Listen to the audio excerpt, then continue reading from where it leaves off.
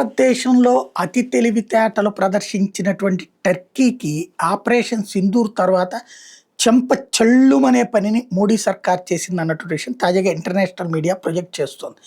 ఏంటంటే పహల్గామ్ ఇన్సిడెంట్లో వాడినటువంటి డ్రోన్లు వెపన్స్ టర్కీవి అన్నటువంటి సమాచారం తర్వాత యూరోపియన్ కుదిరినటువంటి భారత్ కుదిరినటువంటి ఫ్రీ ట్రేడ్ అగ్రిమెంట్లో టర్కీ ప్రొడక్ట్స్ని ఎక్స్క్లూడ్ చేసింది భారతదేశం. దాని నుంచి పక్కకు వచ్చేసింది. టర్కీ ప్రొడక్ట్స్ మాత్రం మాకు కుదరదని తేల్చి చెప్పేసింది. 99.5% భారత ప్రొడక్ట్స్ ఏమో టర్కీకి వెళ్తాయి డ్యూటీ ఫ్రీతో, ఏది త్రూ యూరప్ ప్లాట్ఫామ్ నుంచి. టర్కిష్ గూడ్స్ వచ్చేటప్పటికి ఇండియాలో ఎఫ్టీఏ టర్మ్స్ పాయింట్ ఆఫ్ వ్యూలో పక్కన పెట్టబడ్డాయి. యూరోపియన్ పోర్ట్స్లో కూడా భారతదేశానికి ఆ టర్కీ ప్రొడక్ట్స్ రావద్దని చెప్పేశారు.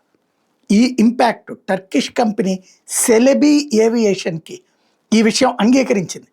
$500 మిలియన్ దీనివల్ల నష్టం జరిగింది. పహల్గామ్ ఇన్సిడెంట్ తర్వాత ఇండియా ఓ పక్కన టర్కీకి వ్యతిరేకంగా సైప్రస్ లాంటి వాళ్ళకి బ్రహ్మోస్లు ఇవ్వడం ఒక ఎత్తు, ఆర్థికంగా కూడా వాళ్ళని దెబ్బ కొట్టారన్నట్టు విషయం ఇప్పుడు బయటకు వచ్చింది.